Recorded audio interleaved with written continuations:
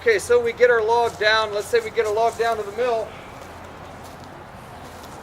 We got it dumped in the mill pond. Now we need to move these logs around in the mill to get them situated to either go up the mill, or if we have a dam of sorts, if we're getting ready to move these logs downstream, we need somebody to go out on what we call the bracket bridge. We make what we call a bracket dam. All a bracket dam is a log earth dam which span the length of the stream, and on, let's say this is the upstream side, we'd put cut lumber, let's say like 2x12 side by side along the length of that dam, and that would back the water up. Now the time was right. We wanted to move all that water's backed up. It's got logs in there. If we want to move those logs down to the river to another mill down there, we need somebody to go out and break that dam, or at least partially break that dam. Anybody want that job? You got paid a lot of money. How much do you think you got paid to break one dam? 40 bucks? Less than 40 bucks? What do you think? 10. 10 what? Bucks. Less than 10 bucks. What do you think? 5. Less than 5 bucks. Oh, What do you think? 25 cents. 25 cents is probably pretty close. 25 to maybe 50 cents a dam. Okay? You're talking, again, back in the 1820s, about 1880s. And that was a lot of money up on top of what you regularly got paid an hour or a day. Maybe if you're lucky, you might have got paid $1 a day, which is a lot of money back then. But they'd walk out on this, what we call this bracket bridge, which was the main support, and you'd cut off sections of those brackets to get that water flowing. What you didn't want was the whole dam to break at once, okay? That one, you were probably going to lose your bracket cutter in the flow of water and jumble of dams. He was probably going to be mincemeat, okay? You didn't want that to happen. Two, all the water goes at once and you're almost guaranteed to have a log jam. What you need to do is a controlled break and get the water flowing, because they used to do this down Tom's Run. It's ankle deep, maybe knee deep if you're lucky, if you find the right hole out there. So what they needed was a big flow of water to rise the level of water up to a pretty constant amount. So as they got the water flowing, the water rising up downstream, guys would be in that pond riding these logs out, positioning the logs to the breach in the dam, and they'd be using this tool here, which is called a pike pole. You could be pushing the logs, pulling the logs, you can use it as balance. If I want to push a log, you just press right into it. If I want to pull, you can use the hook, pull the log into you, and all at the same time you're on another log. I don't have these on my boots right now, but we have a type of we don't want to call them cleats, but we call them caulks that would be on these boots. It'd be like a heel plate with spikes on it. And that would give you traction. If I tried walking on this log right now, even though it's dry, I'd probably slide right off, okay? But back there in the logging days, they would have types of spikes to help keep the traction as they were out on these logs. So once they get to the breach of that dam, if they didn't get off on another log, they'd hop up off on that bracket bridge and walk out and get back on another log, and they'd be keep feeding those logs through that hole.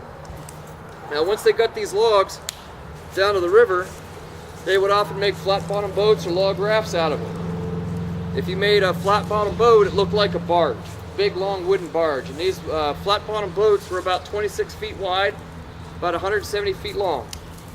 And they'd make them upside down on a scaffold that was partly suspended out over the river. And if you read what some of the old timers said, they said it took 10 men and a gallon of whiskey to flip these big boats over when they were done making them. I tell you, there's no way 10 men in brute strength that you're going to flip these boats over. They're long, big log barges, okay? But what you did have is you probably had 10 guys with a series of ropes and pulleys, because as you would release the supports on this scaffold, it would flop up on the side.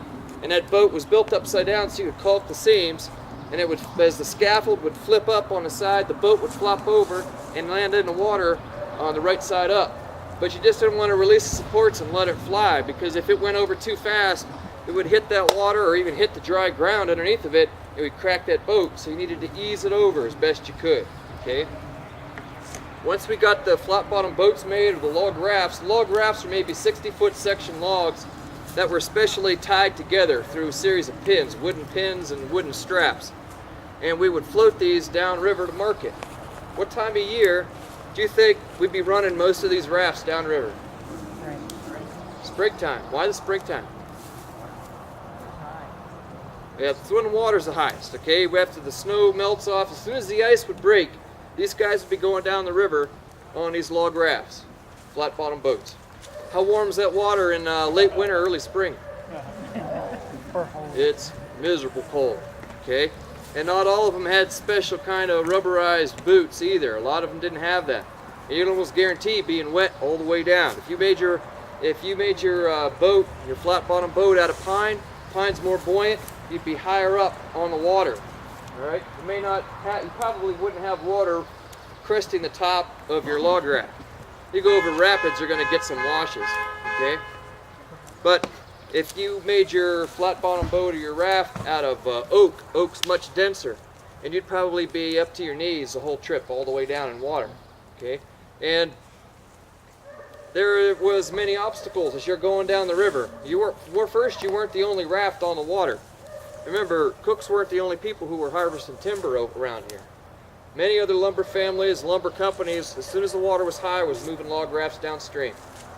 And if you got into an obstruction in the stream, say somebody got caught in a shallow area on a rapid, maybe a raft got caught on an abutment of a bridge. If you survived the initial hit on the bridge, okay, you had to also watch as that raft would spin around. It would go partly underwater, most likely, if it would pop back up, and there were other rafts coming down. And then sometimes other rafts would just get piled up right on top of that first one. And these rafts were pinned together. They would often have cut lumber and other supplies on these log rafts on their way down to Pittsburgh.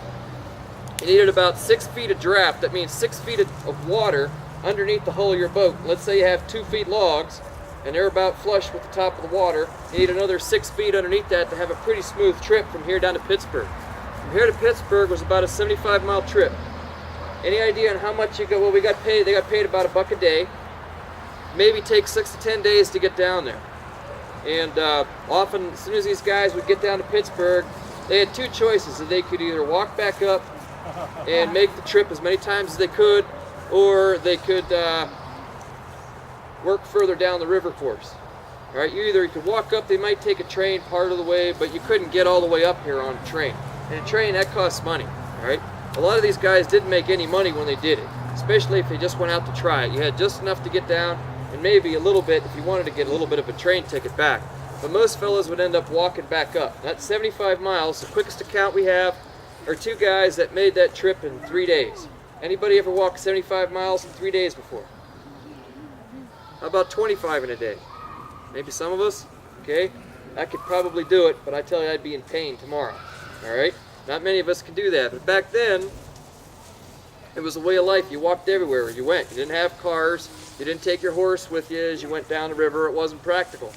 All right, so they walked everywhere. They were pretty fit. Yes, sir? Why didn't they take a bicycle so they could come back on the bicycle?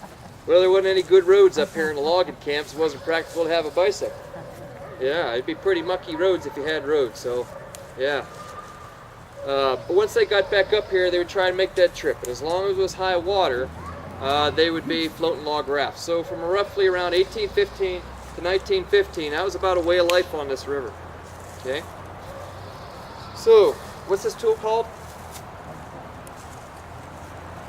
I think I said it once. Pike pole. Very good.